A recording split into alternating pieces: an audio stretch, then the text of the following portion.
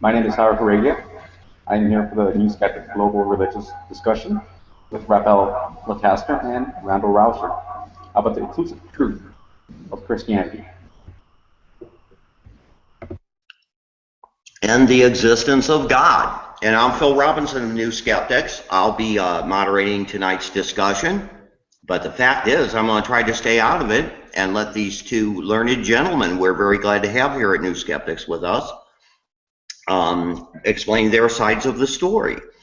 Randal Rauser is the author of 4 books that I know of. He is internationally known in the debate world, though this is a less formal discussion. It remains a focused discussion of important topics. And Raphael Lataster has been #1 in 2 Amazon categories, religious philosophy and atheist categories, with There Was No Jesus, There Is No God. And he will be questioning the existence of God and the exclusive truth of Christianity. So let's go on ahead, and we'll begin with our guest that we're very happy to welcome to Nuskeptix, Randal Rauser. Hey, well, thanks for having me. And yeah, so I'll say this, the topic is not one I chose. It's a topic I've been given to talk about. And as a professor, the first thing I want to sort of do is think about the question or the assumptions in the question. So this statement, the exclusive truth of Christianity, the place to begin is to explore what that would mean. So I'm going to offer some initial reflections on that, and I would invite Raphael to interject at any point and seek clarification or offer rejoinder to anything I say, because I don't take this to be a formal debate in any sense. So when I hear the term, the exclusive truth of Christianity, it immediately strikes me as problematic. First of all, it's ambiguous as to what that means. The way that a lot of people would hear that would be soteriologically exclusive. In other words, that soteriology is the doctrine of salvation. So the way a lot of people would hear that is, this is the only way to be saved, or this is the only way to end up in heaven, or to be in right relationship with God is to hold this set of beliefs or to be part of this belief community. And another way to interpret that statement, the exclusive truth of Christianity, would be to say that Christianity gets everything right and other belief systems get everything wrong. I guess my problem is, on both of those approaches or interpretations of this, I have some problems with that statement. So in terms of the first one, of the soteriological one, who's in and who's out, who's ultimately reconciled to God and who isn't, I think, in fact, the Christian tradition sort of marginalizes any magisterial attempts to make those kinds of claims. Jesus himself warned about the parable of the sheep and the goats, that there are many people who will think that they are sheep and in fact they are goats, and vice versa. So we need to be very careful about making those kinds of claims. The other aspect, the truth, exclusive truth of Christianity, there the problem is that Christianity has many truth claims, some of which may be true and some of which may not be true. So you really have to get into which specific claims we're talking about. And so take, for example, an interlocutor who is an atheist. I think atheists get many things right, and depending on the atheist, there's going to be more or less agreement between that atheist and me. So I have a difficulty initially talking in a simple way about the truth claims, or about the exclusive truth of Christianity. And so with that as an introduction, I would be interested to hear how Raphael thinks about that and how he would seek to object to the claim. Okay, I find that quite extraordinary, actually, because I thought you were an exclusivist Christian. I thought you're a Christian apologist and you're here to defend Christianity. But nevertheless, we can do away with that phrase if it's very problematic and just. Oh, okay, but wait, sorry, Raphael, what do you mean exclusive? How are you interpreting that? I mean that in the sense that the Christian faith is the one true faith. But we can do away with that and focus on Yahweh being the one true God. I assume that's at least something that you might hold to, and that Yahweh is the only God, the one true God, and that Jesus is his son and potentially Yahweh himself, and was raised from death by God. Hopefully these are matters that you would hold as true, and maybe we can discuss that if you find it so problematic, the phrase, the exclusive truth of Christianity. Well, sure, we could talk more specifically about that if you like, because yeah, I think to say the one true faith, it really does beggar the question, and it invites the question to be asked, well, what are we meaning when we say that? Because again, Christianity is a set of claims, and some of which may be true and some of which may be false. So you really have to tease apart that question. But certainly you could, if you want to go on the offensive with the more narrowed version that you've just proposed, that'd be great. Okay, so it seems then that you do hold to these ideas that I just very briefly outlined. What is your case for the existence of Yahweh, for the Judeo-Christian God, that is the one true God, that indeed any God exists? And then further, what is your case for believing that Jesus is the representative of this God, was an important figure that is divine and that was actually raised from death by this God? I'd be interested to hear what you think about that. Sure. Well, so for the existence of God, one argument that I recently presented in a debate with Justin Schieber, I can certainly draw upon here, and that's an argument from moral epistemology. So the idea is, well, the idea is this, that we have the way that we gain basic moral knowledge is through an immediate intuition or perception of certain moral facts, and then we reason upon those facts to develop theories and so on. But everybody begins with some perception of what the good is. The question is, what approach to reality best explains the cognitive faculty we have, this ability to intuit or immediately know moral facts? And I should say here that I'm not claiming that moral intuition is infallible by any means, but rather that moral intuition gives us a good basis to begin reasoning about moral facts. So the question is, well, what would best explain this cognitive faculty that gives us knowledge about a moral dimension to the world? And theism provides a good, satisfactory explanation for how one would gain knowledge of moral facts. Because one would expect, if God exists, God is a perfect moral agent, that God would want his rational creatures to have access to these kinds of facts, to be able to grasp them, so that he would equip them with a cognitive faculty by which we could immediately perceive or grasp at least a rudimentary or fundamental understanding of these moral facts. And I don't find that atheism has an equally plausible account of our ability to grasp moral facts by way of a moral perception or a moral intuition. Okay, I find that quite interesting. So there seems to be the axiomatic argument, the argument to morals, to objective morals, some sort of objective morality. It seems that in order to get there, though, you're actually appealing to people's views on morality, which is actually subjective. So that's always going to be very unconvincing for the non-believer. And you say that God can explain that. Well, yes, if God exists, God can certainly explain why there might be some standard of morality, but there still is the question that we need to establish, does God actually exist? It's also interesting to note that evolution can explain, there are numerous evolutionary theories can explain morality. It's common sense. There are going to be moral principles that arise naturally. And also, it is not actually necessary for God to want us to be moral. You raised that issue as well, that God would want us to live in accordance with this objective standard of morality. I don't think that's the case at all. It depends again on what sort of God exists. We might have an evil God. We might have an indifferent God. Doesn't care about whether any of the creations in the universe are moral or not. And there also seems to be some speciesism here, because I'm never convinced when the believer is basically assuming that it's all about us, that it's about human beings.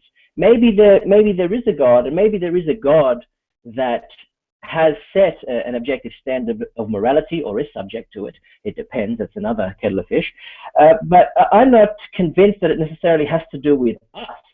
Maybe it has to do with another species. So I don't think there really was anything convincing there that would make us think, wow, this definitely means that God exists, let alone the Judeo-Christian God. Okay, there's like 7 different points you just quickly went through. So why don't we begin by saying, this is probably something we should have defined at the outset. So what are we meaning by God? And so I'm assuming a definition of classical theism. So we can say God is omniscient, omnipotent, omnibenevolent, or perfectly good. That would give you sort of the rough essence. God is also an agent and a necessarily existent substance. Substance is just a neutral term there for a property bearer. So that would provide us with a core definition of what we're talking about. So that's the kind of being I'm arguing for. That's, of course, why it's significant that we would have morality. I don't call a being that is malevolent or that is less than morally perfect God, precisely because this is the way the term is being used. Now, you said, well, your initial point of objection was, well, this is subjective. Trivially, it's subjective. Every point we make is a point as a subject. So everybody speaks from a particular point of view. Nobody has the point from nowhere.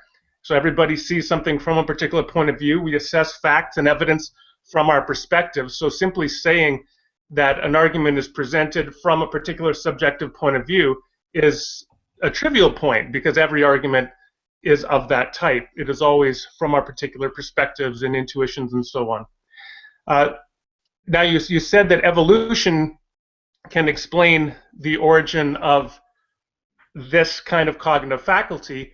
Well, I would ask you to unpack that. I have no problem with evolution as an explanation for the origin of biological diversity in the world. But of course, the mechanism that evolution has to produce this kind of diversity is one that is produced to adaptation, not to truth. So the question would be, well, how would we know that the cognitive faculties we have, which allow us to grasp basic moral precepts, how would we know that those are truth-directed cognitive faculties rather than merely adaptive cognitive faculties? And if you can't provide a reason to think why that is the case, that would serve as an undercutting defeater for your justification in trusting the basic deliverances of your moral faculties. So that's an objection I'm giving that I'd like you to address on your evolutionary account for the origin of moral perception. And just to add on one more thing, if you are, I'd like to know if you are disputing the existence of certain objective moral facts, by which I mean facts the truth of which obtains irrespective of any finite agent's opinion about them. So that even if, for example, all human beings decided that rape is good, it would still be objectively a fact that rape is evil. So I'd like to know if you are disputing that claim that there are objective moral facts that we do grasp, and I'd like to know what your account is from a purely evolutionary account that would allow us to have a truth-directed cognitive faculty rather than merely an adaptive one. Okay, so this is great. It's getting quite interesting now. There's a few issues to deal with. You mentioned the God of classical theism. That's great. That's generally the God that I have in mind as well. But again, we've got the problem of, well, what is your evidence for that God existing? Why would you think that God exists and that an evil God does not, or a morally indifferent God, or a God that is a little bit good or a little bit bad rather than all good or all evil?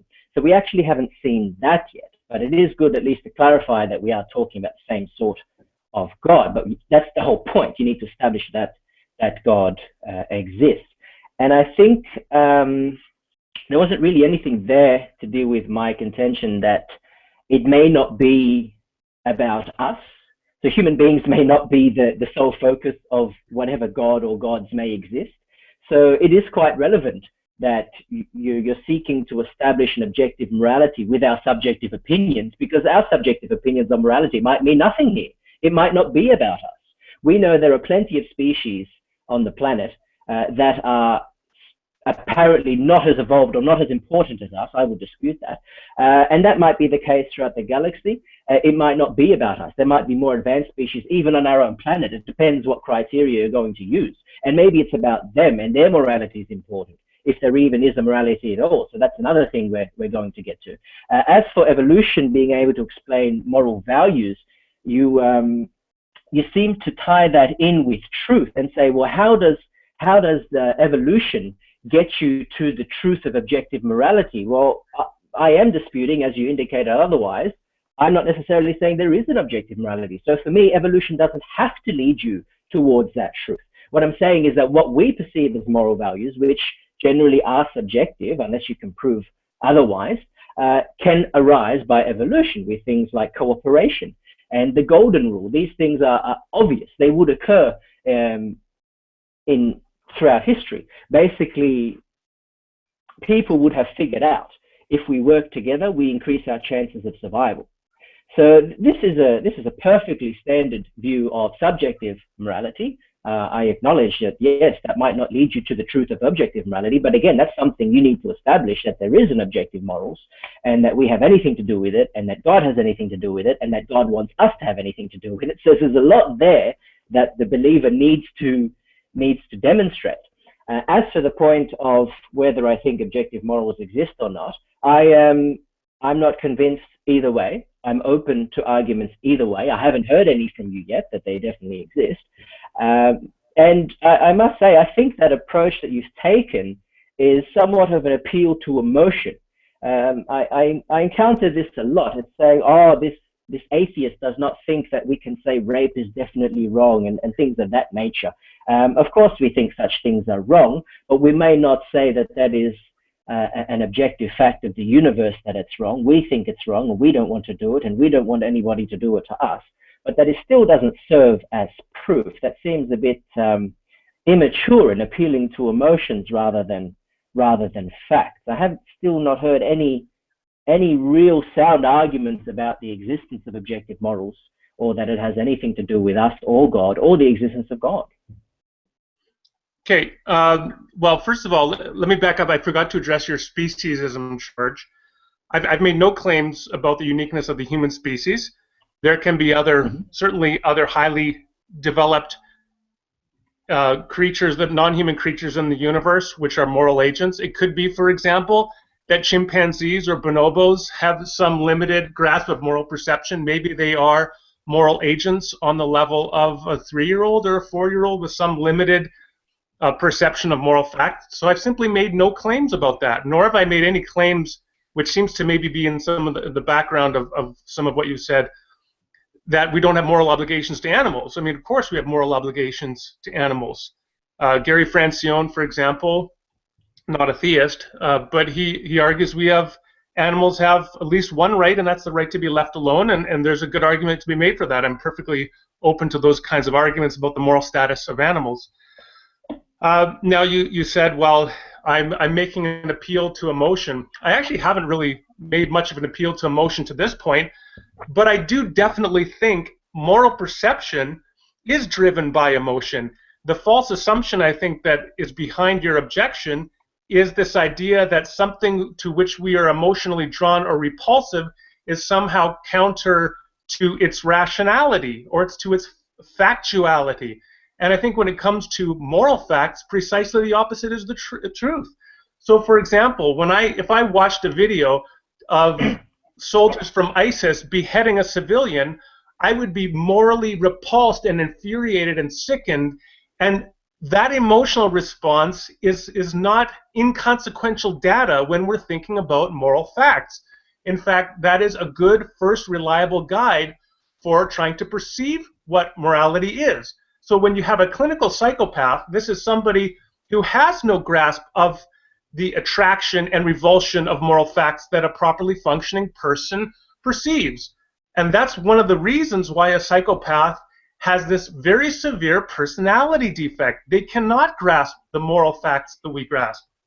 I heard you argue, you didn't give a developed account of how we grasp moral facts. You just suggested that certain principles, such as the golden rule, would have adaptive value in community, and so I guess you suggested they would be selected for in an evolutionary process. I have to say that that's a pretty vague statement, and really morality isn't just about grasping a few principles. We have an innate perceptual ability to evaluate moral events and states of affairs, and to be drawn to some and find them desirous and good, and to be repelled from others and to find them repulsive. So, for example, the one example I use was Leo Tolstoy, the great 19th century Russian novelist. He talked about witnessing a public beheading, and he said, the moment that I heard the head hit the basket, I knew with my whole being that this was always wrong. It was always wrong to execute people. Now, people can disagree about that, about the moral justification of capital punishment, but his immediate visceral response is really the essence of what we're talking about when we talk about moral perception. That is the beginning of it, and what you need to do as an atheist is to provide some account of the genesis of this moral cognitive faculty. Now, I mean, one more thing I'll just add is you've said, well, this provides no evidence to believe God exists in the first place, that God, as I've defined it, exists. Well, on the contrary, I think it does, because this is the kind of fact about human beings that you would expect if that God did exist.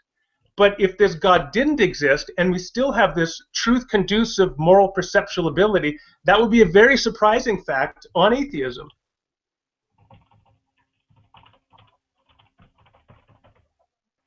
Okay.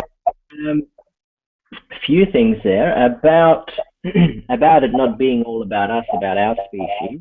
Maybe you're correct in saying that, but then I think why indicate that our morals has to be linked to objective morality? So I think that's something a bit disingenuous there. I also never accused you of saying that we don't have obligations to animals. I don't know how that came up. As for being morally repulsed at the ISIS beheading, I find that quite extraordinary, because as if that's supposed to be some sort of evidence that points to an objective standard of morality, it seems against objective to me, because the ISIS beheader doesn't seem repulsed at this action.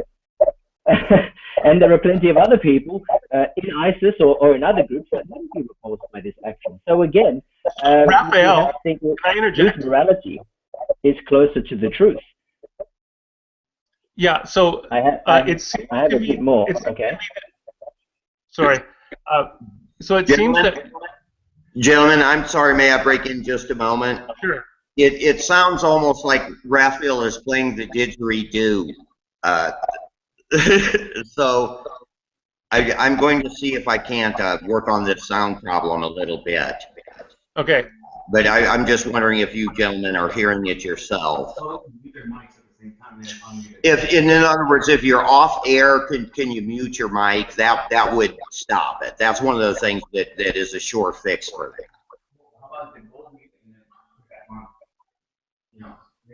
Okay. If it's too much of a problem, we can proceed as we are. That's okay as well. Okay. Go ahead, Randal, if you'd like.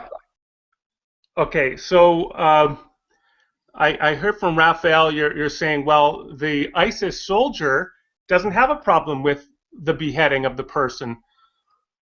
And so I have two responses to that. My first response is to say, do you think that provides a defeater for you to say that that's wrong? And certainly it doesn't for me. When I read accounts of people in Rwanda engaging in morally heinous acts, or the Nazis in World War II, my response wasn't to say, well, I guess they have a different morality than me. My response was to say what they did was morally abhorrent, which does lead to the next question: how could they have done that? And I think the reality is that we develop justifications when we diverge from moral law. I mean, assuming that we're not dealing with psychopaths here, we develop moral justifications to explain why we're diverting from the moral law. So, for example, in extreme cases like genocide, those who are the targets of genocide are commonly dehumanized, just as the Tutsis in Rwanda were called cockroaches. The argument was, well, they're not really human. Or another argument is, but they deserve to die. And that would be the same justification that somebody in ISIS would give. They would rationalize their behavior. that doesn't mean that they are not perceiving at some level that it's morally abhorrent. But even if they didn't perceive that, that wouldn't be a basis for me to doubt my own moral knowledge any more than a psychopath's ignorance of the natural law would provide me with a basis to doubt my own moral knowledge.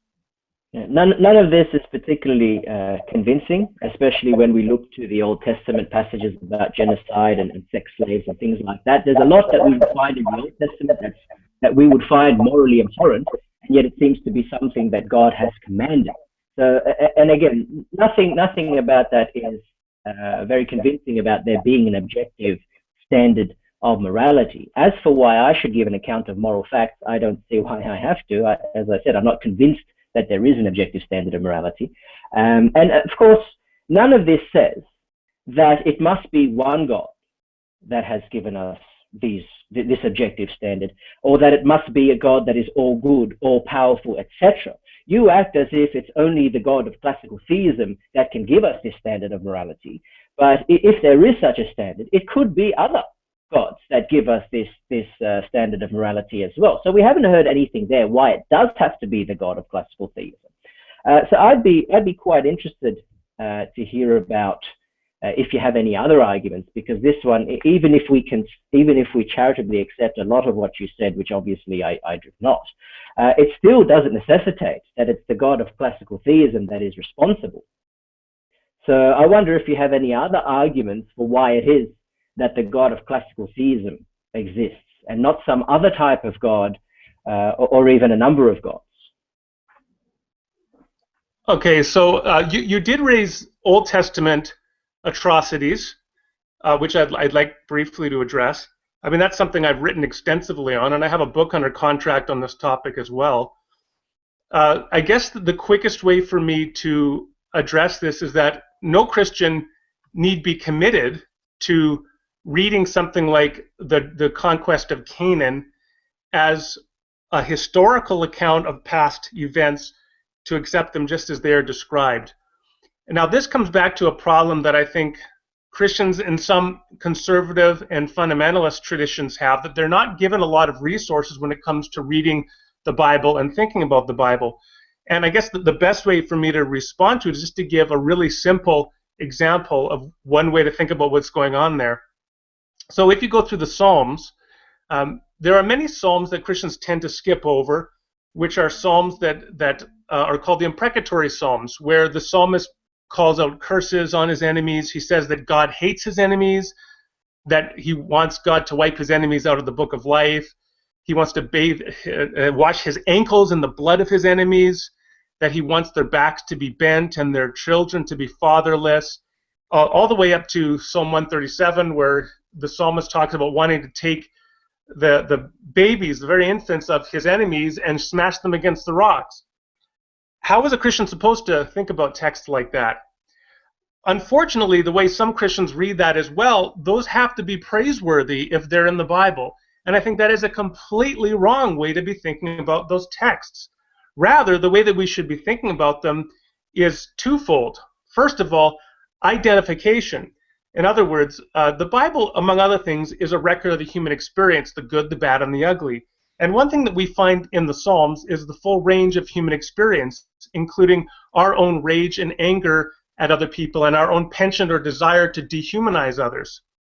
So when you have Psalm 137, it begins with the psalmist under oppression by certain people, and then he replies to that oppression by wanting to visit it back on them twice as hard. When I read that, I find myself in that. When I get offended by people, I want to revisit it on them twice as hard. So I think the first reason that that's in there is that we identify with it. It's a record of the human experience. But I think we also have to read the entire Bible, and including the passages you referred to, such as, for example, Deuteronomy 20 or Joshua chapter 6 or 1 Samuel 15, the Amalekite genocide.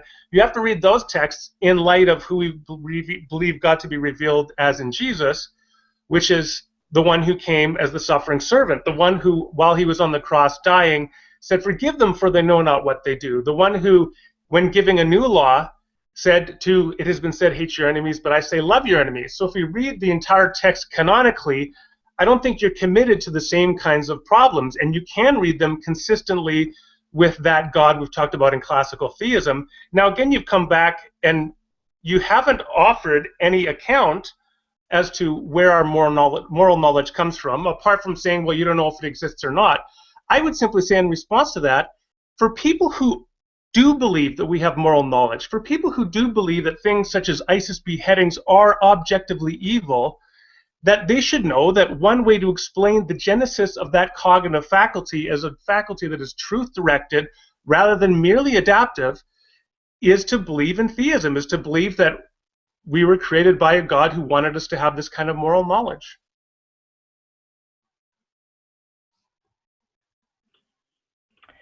Okay, well, thank you for that. I don't think we need to focus too much on the Old Testament, because I didn't raise the whole atrocities in the Old Testament to attack the Old Testament or Christianity, just as an example to show that we might differ. Different people might differ on what they find morally reprehensible. As for objective morality, you keep saying I need to give an account. I don't. I haven't seen anything convincing from you to show that objective morality exists, or that it has anything to do with God, or that God wants that to have anything to do with us. There has been nothing convincing from you on that. You haven't shown why it has to be the God of classical theism if there is an objective standard of morality. So again, I wonder, do you have any other arguments apart from this one?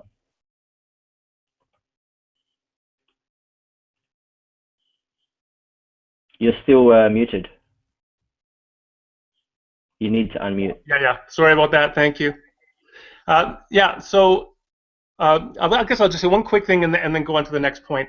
So you said it's not convincing. Well, whether I convince you or you convince me is in a sense neither here nor there. That's really just a commentary on our own psychological dispositions. I guess really it's up for people in the listening audience to conclude, well, first of all, do I really believe that there is such things as moral facts and objective moral facts? And if so, how do we have a cognitive faculty that perceives them? And if Raphael can't give an account on atheism, then maybe that is a reason to think that theism is true. Now, another reason to consider theism as a live option is the fact that people around the world have religious experience, have an intuitive perception of some transcendent other. I'll just give you another example along those lines. Now, this is also from the debate I had with Justin Schieber. I just gave this as an example. There's a famous Canadian rock star named Burton Cummings, and about 40 years ago, he's not a Christian. I don't even know at this point if he's a theist, but he walked into a church, St. Thomas Church in New York City, and he was immediately overcome by a sense of an other presence, a holy presence, what Rudolf Otto, the great early 20th century commentator, called a sense of the holy or a sense of the numinous. And the reality is this kind of experience is a very common experience from people who have no religious background and will suddenly find themselves with an overwhelming sense of transcendence, of otherness, of holiness, and they're trying to come up with some account of how to explain that. Now, the way that Burton Cummings addressed it was he wrote a song about it, which was a big hit in the 1970s called I'm Scared. And interestingly, that's one of the common phenomena of this kind of experience is a sense of fear, a sense, again, of holiness, of distance, of otherness. Now, when we have perceptions of things, when many people have perceptions of things, they could be hallucinating something and so on, of course. The question is, though, well, if they are all hallucinating something, then what is it? What explains the genesis of this kind of experience? Particularly, and this is important, when there is no background expectation. If somebody was hyper-suggestive and was expecting, like at a magic show, they're expecting something to happen, that's one thing. But when people are caught off guard and are not expecting something at all and it occurs, then that provides good reasons to raise this question. Well, then maybe there is some transcendent source of something else out there that we have to account for. So that would be a reason to posit the existence of God, to explain the genesis of this kind of experience. All righty. Okay, as for convincing, I do think that it is your job to convince the non-believers. If you don't, it's sort of, well, why be here? And again, if we do accept that the moral facts exist, which I haven't been convinced of, again, you keep dodging the issue. that this does not necessarily have anything to do with the one God of classical theism.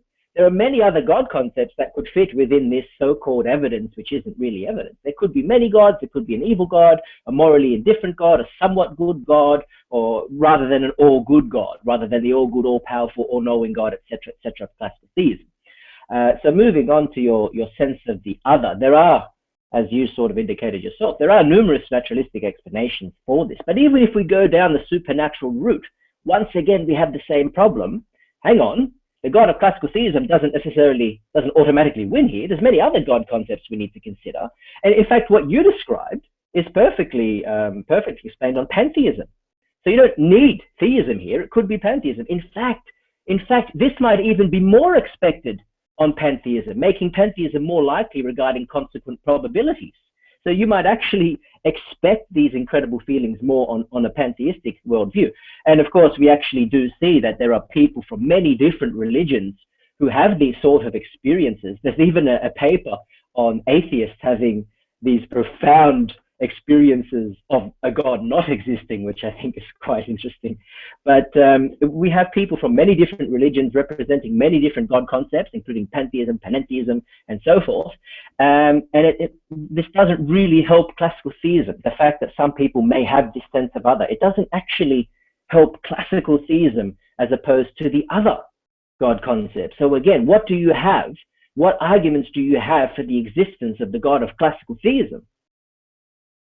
Yeah, the first argument does, that the best explanation for it is classical theism.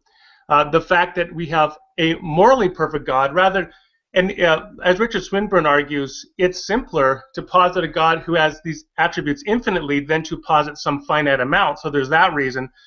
But another reason is simply, why begin with the belief in God, the God of classical theism, and then I point out the God of classical theism explains the origin of this cognitive faculty. And your opening point to just address, you said, well, of course you're here to convince the unbeliever. I didn't say otherwise. What I said was, I'm not here necessarily to convince you. We're having a conversation, and other people can assess the evidence as they hear it. Now, you said, well, that sense of that transcendent experience of the numinous is also explicable, arguably, on pantheism. I have no problem with that. What I'm saying is that would falsify atheism or provide evidence against atheism. So then you'd have to consider some other worldview which would go beyond atheism, which would posit something other than simply the universe to explain this kind of phenomena.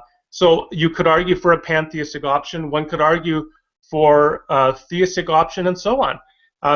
Now, another thing I just want to throw in there. Well, actually, let me just give an illustration before I forget.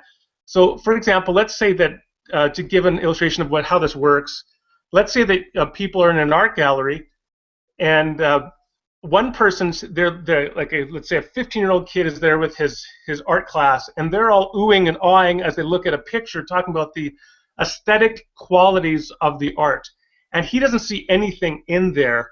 He's like, I don't see anything. Well, even if he doesn't perceive any aesthetic quality in the art, it would be wise for him to accede or to recognize that maybe these other people in the group are perceiving something, and he just simply, for whatever reason, is unable to perceive it. And so one of my accounts for the skeptic who says, well, I don't have this experience of the numinous, is to say, well, one possibility to consider is that there's some reason why you haven't experienced it to this point, but that doesn't mean that other people cannot as well. So now you've said, well, pantheism could also explain this. So are you arguing for pantheism then?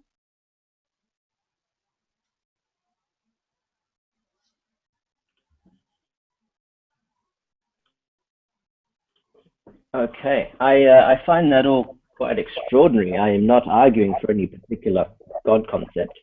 Now, you said that classical theism is the best explanation. You still haven't justified that. You did say that it was simpler. Now, that's interesting. You brought up Swinburne. That's interesting because simplicity is not necessarily truth conducive. You have to explain why it's simpler. But even if we accept that, I don't accept that simplicity is truth conducive. We have often had simpler explanations that turned out to be wrong. So you have to show why a simpler explanation would be the one that is actually more likely to be true, and you haven't done that. Even if we concede that as well, then that kind of only says, okay, then there's one God. So you've dealt, if we accept all this, which we don't, you've dealt then with the various polytheisms. You haven't dealt with pantheism, deism, pandeism, panentheism, and so forth, the other variations of the one God concept. And we don't even accept that simplicity is truth conducive.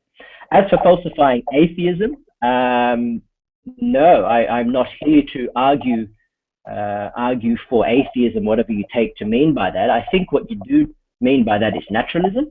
I'm not here actually to argue for naturalism. I'm here to hear your case for theism, and specifically Christian theism, and we haven't heard a good case for that so far. You have vaguely and unsuccessfully, I think, tried to argue for something out there, but that's nothing convincing to say that this is the one God that is all good, all-knowing, all-powerful, creator of the universe, etc. Just to clarify, I do think that the naturalistic explanations are more likely, not that I need to argue for them at present. I'm quite interested to hear your argument for classical theism, even if we assume that one of these isms, one of these God concepts must obtain, and we haven't had any proof of that yet. But even if we assume that, so we assume fine, atheism or naturalism or whatever you want to call it is wrong, I'd like to see how you actually argue for theism, because you haven't actually done that. There are all these other God concepts, which I can explain. Many of them are more likely on the consequent probability side of the probability equation, and many of them are more probable than theism on the prior side of the equation, and some of them are actually more probable on both sides, which makes an easy win. So I think classical theism is actually quite unlikely, even if you assume there is a God or gods.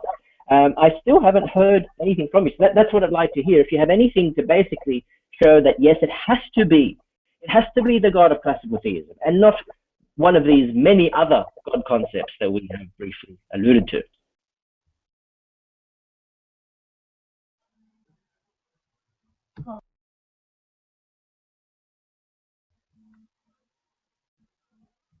Can you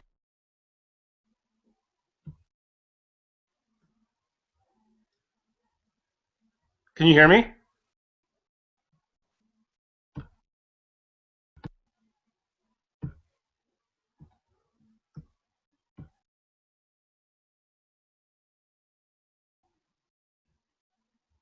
Can you hear me? Yeah, sorry there, Randal. You can proceed if you like. Okay, thanks.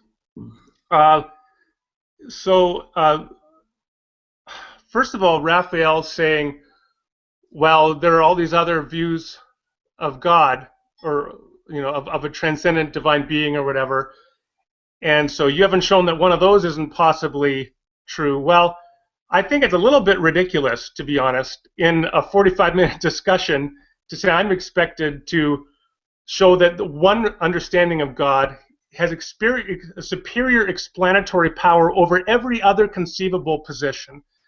What I'm doing here is comparing two views, theism and atheism, theism being the definition of classical theism and atheism, and giving a couple modest reasons why I think we ought to consider theism over atheism. Now, I should add, I think there are many reasonable people who are atheists, just like there are reasonable people who are theists. There are good arguments to be had on each side of the aisle on this question, just like in most other areas in philosophy and philosophical discussion and debate. And there's no reason to say, I heard Raphael use rhetoric a few times talking about, well, that's extraordinary, and that's not convincing, and that's not evidence.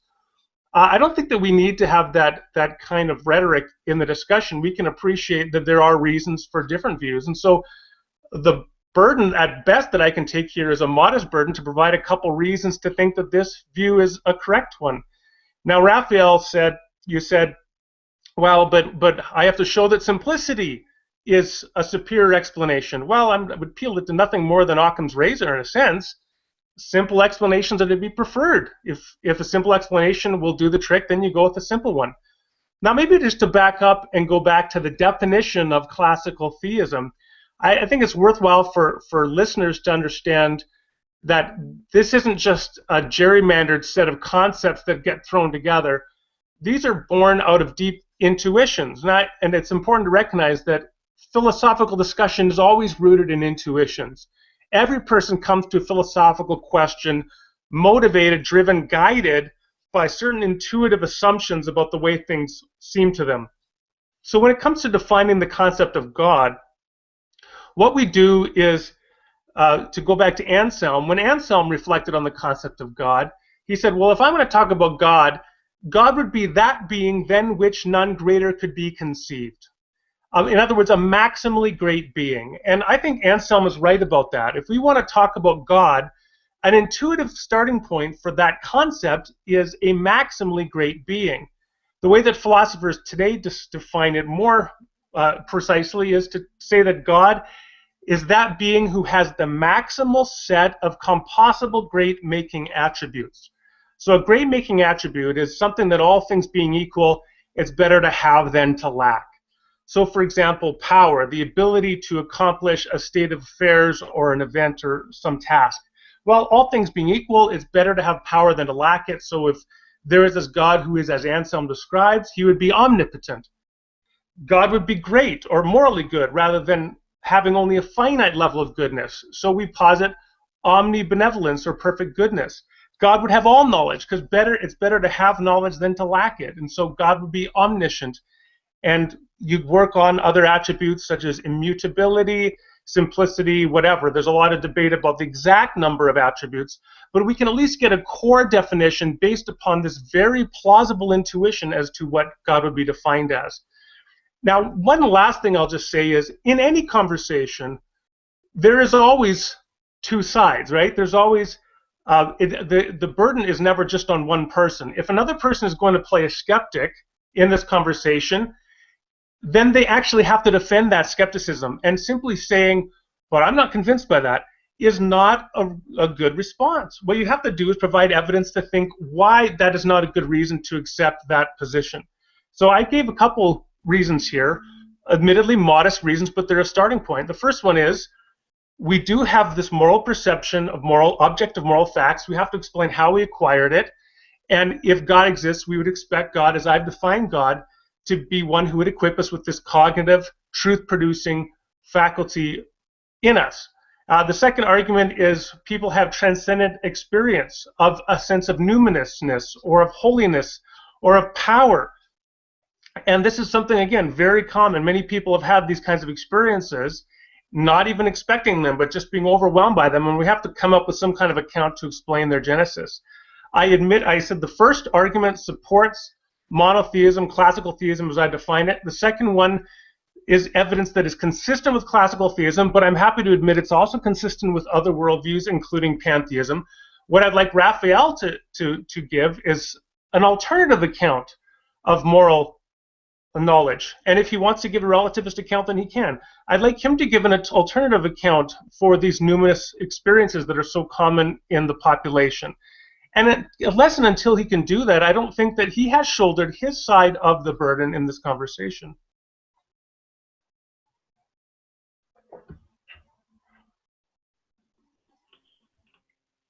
Okay, so a few things here. Occam's razor came up. That's quite interesting, because that still doesn't establish that the simpler explanation is more probably true.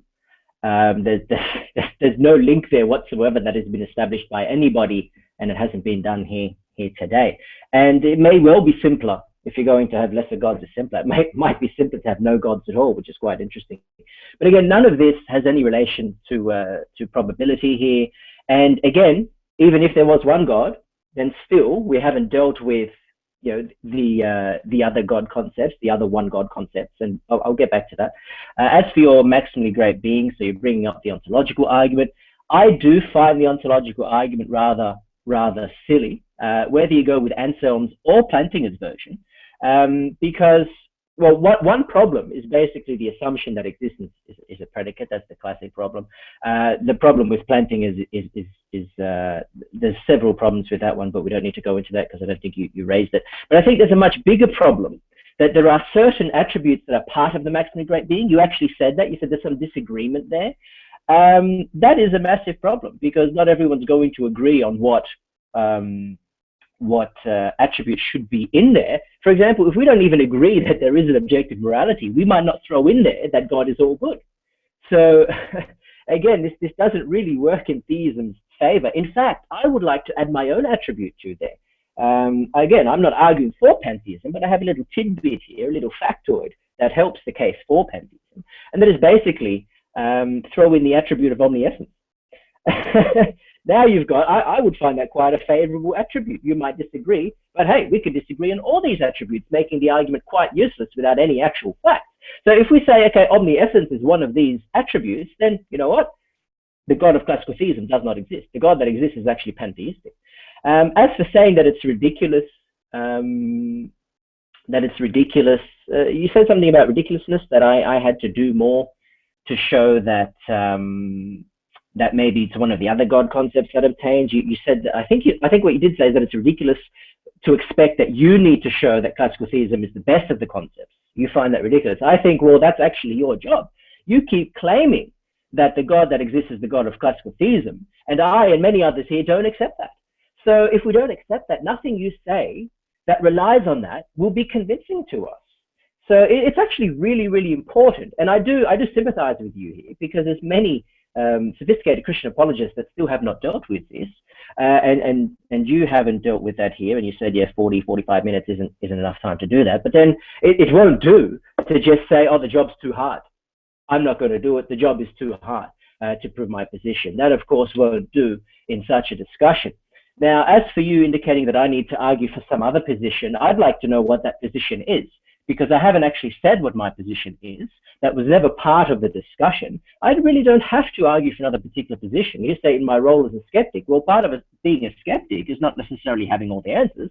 Part of being a skeptic is just being able to examine someone else's claims and say, you know what, I don't find that convincing enough. And that's exactly what's happened here. I don't find anything convincing about your case for something else, let alone that's the God of classical theism.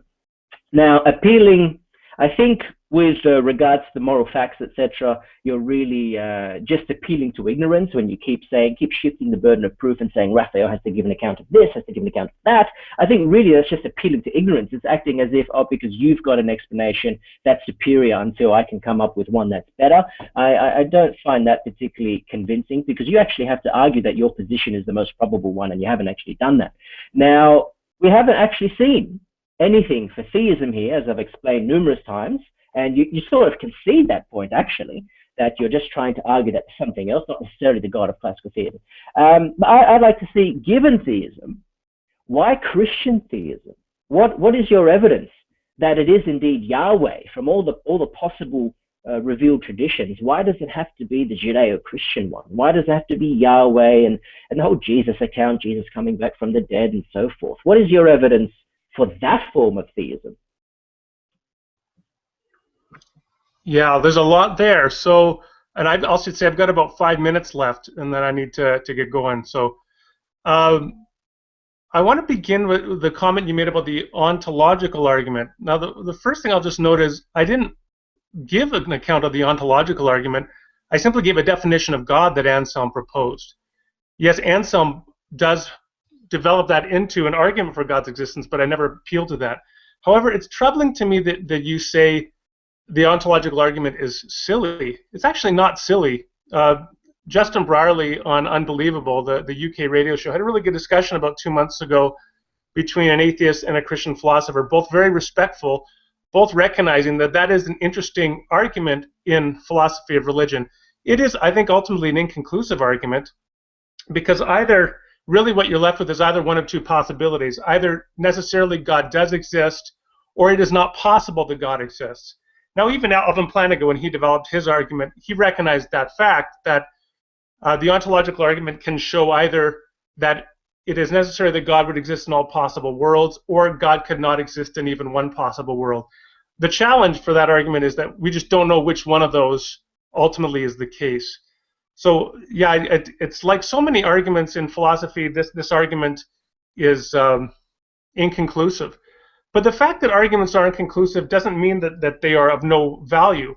In philosophy, you don't have home run arguments. I mean, maybe you have something like the refutation of logical positivism in the mid-20th century, or Edmund Gettier's demonstration in 1963 that justified true belief is not an adequate definition of knowledge. You get some isolated examples like that where a consensus among philosophers develops to accept this position. But in fact, you simply very rarely ever get that kind of consensus. And so to expect that and hold that up as the requirement for a successful argument is an unreasonable standard. Now, why Christian theism in like the 3 minutes I have left, and then I'll sort of draw my side to a conclusion and hand the baton over to you for a closing statement. Well, one good reason is because it's the largest religion.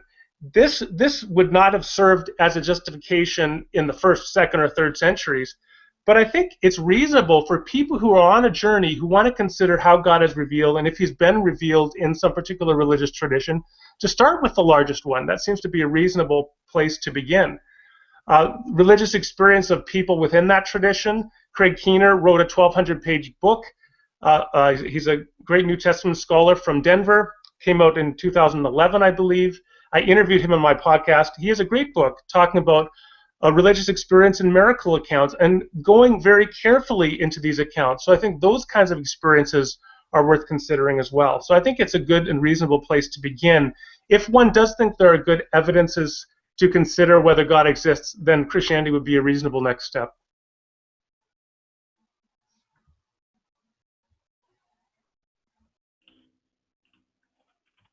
Okay. Well, as for the ontological argument, I wonder then if it's inconclusive, why would you raise it? I mean, as I said, it could easily argue for pantheism. I thought that you were meant to be arguing for classical theism here. Plantinga's argument is very, very problematic. In fact, if you read his work, he actually shows us why it doesn't work. He shows us why it's not a proof of Christianity. It commits the ambiguity fallacy. So we can just throw it out. It's ridiculous. And even if sound, as I said, it could actually disprove theism, as it would prove pantheism, as long as you just accept my contention that, hey, we need to throw omniscience in there as one of the attributes for this maximally great being. Now, this I find is a massive problem for Christian philosophy of religion, and that's why I involve myself now in this sort of work, because a lot of the time these philosophers don't actually argue for their God concept, for classical theism. They just try and argue for some sort of God, that some sort of God concept obtains, and they act as if that's enough. And they really haven't done the job. They are supposed to be arguing for the God of classical theism. As for Christianity, I appreciate that we're running out of time. You haven't really said anything there about why we should accept Christian theism. You did mention miracle accounts, as you indicated, we don't have the time, but yeah, you'd have to show that we can accept miracle claims, especially when they come from books like the Gospels that are anonymous and have many, many other problems with them. And I guess for more, listeners and readers and so forth could look at my article in Cambridge University's Think Journal against Craig's resurrection argument, William Lane Craig's resurrection argument. I explain there some of why we shouldn't accept such miraculous claims, and I will have more in future. But I don't accept that miraculous claims are probable. I think somewhat by definition they're actually the more improbable explanation, and you need really, really good evidence to overcome what is indisputably a very low prior probabilities. So we haven't really seen anything for Christianity or Christian theism or theism in general. But I appreciate your coming to discuss this with me. Thank you very much. Well, thank you as well. It's been great speaking with you, Raphael. And let me just add that I do have another book coming out just in the next 2 weeks or so called Is the Atheist My Neighbor? Rethinking Christian Attitudes Toward Atheism. So where I argue, I defend atheism in that book. So I think people ought to check it out. Hey, Randal, that sounds like a great topic. And yeah. I want to thank both you gentlemen for helping Nuskeptix, a free open source education service, distribute education from the leading scholars down to blue collar people like Phil Robbins and Jairo Heredia. You bet. Thank you for having us. Okay, fantastic. Thank you. Thanks, guys. Goodbye.